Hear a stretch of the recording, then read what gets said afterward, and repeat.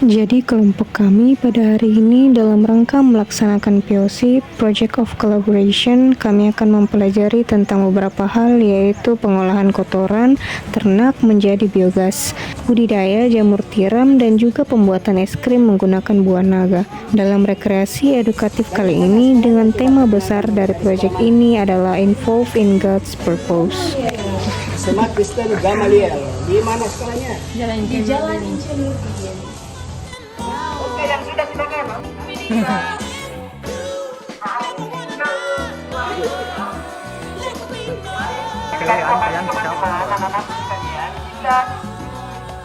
Saat ini tinggal 2 ekor ya. Di sini, sembari diajarkannya proses pembuatan biogas, kami juga diberikan kesempatan dalam merasakan memberi makan hewan ternak seperti sapi yang kemudian kotorannya nanti akan diolah dalam biodigester menjadi biogas yang tentu dapat digunakan dalam kehidupan sehari-hari. Hai. Halo. Oke, jadi tolong perhatikan. Jadi untuk tahap awal pada saat kita melakukan proses pembuatan biogas, udah paham kan instalasinya? Di sini kami dijelaskan terdapat 2 jenis biodigester biogas, yaitu satu yang diletakkan di bawah tanah dan satu di permukaan serta proses pengolahan kotoran sapi tersebut agar dapat menjadi biogas dan bagaimana biogas itu sendiri memberi dampak besar yang sangat baik sebagai pemanfaatan energi bagi manusia. Ada namanya inletnya, tempat memasukkan kotorannya. Ini harus diisi tiap hari. Jadi kemudian yang harus dimasukkan itu adalah selari atau kotoran ternak yang masih basah atau masih baru. Kenapa? Ada yang tahu?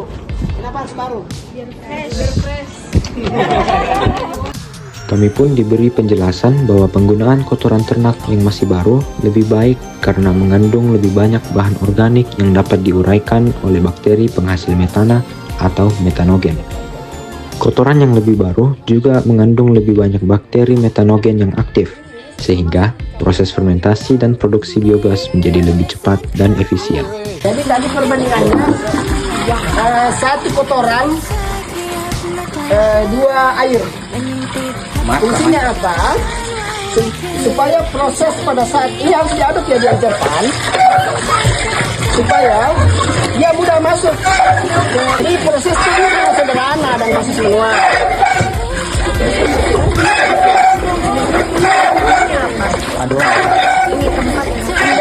Jadi ini hanya untuk tempat pemasukan bahan bakunya. Ya.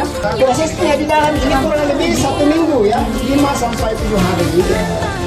Di dalam proses itu kemudian terjadi proses fermentasi. Setelah masa proses pembuatan biogas, kami dijelaskan bahwa kotoran ternak tersebut juga dapat dijadikan sebagai pupuk kompos yang bermanfaat bagi mereka yang memiliki perkebunan.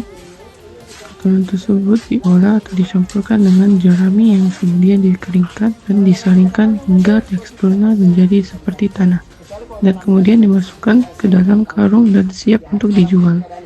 Lalu sisa saringan atau limbah kompos yang tersisa tersebut akan dikumpulkan dalam satu tempat dan diurai-urai.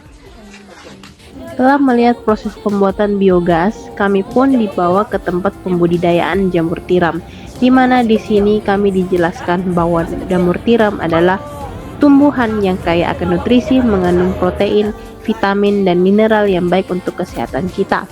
Selain itu, jamur tiram juga memiliki nilai ekonomis yang tinggi karena banyak dikonsumsi dan dapat dibudidayakan. Jamur adalah tumbuhan tingkat tinggi yang tidak memiliki klorofil. Tahu klorofil ya? Apa itu? Klorofil itu saat hijau daunnya.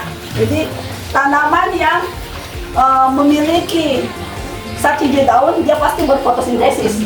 Nah, kalau jamur dia tidak berfotosintesis, ya, karena kita siapkan sendiri nutrisinya. Oke.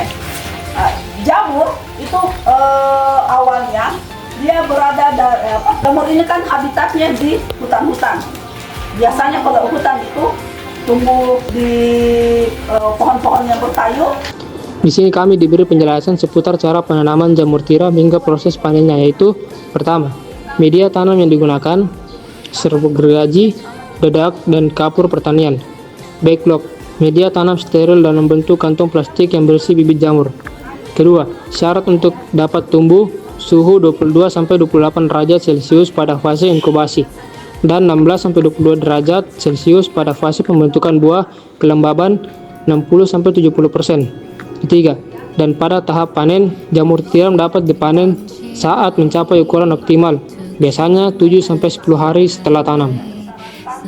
Salah satu contohnya yang banyak digunakan untuk media tanam jamur tiram adalah kayu sengon, ya, ada namanya kayu sengon.